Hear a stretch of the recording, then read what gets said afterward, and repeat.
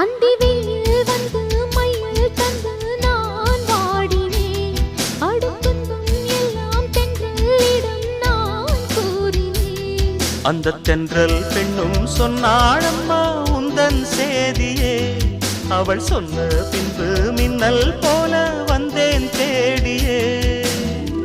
என்னை நீ தொட்டவுடன் எங்கவோ பொன்னுதையா. முற்றுகை இட்டவுடன் சிற்றிடை தின்னுதையா. வெட்கம் விடுமோ அச்சம் விடுமோ தக்க துணைதான் பக்கம் வருமோ.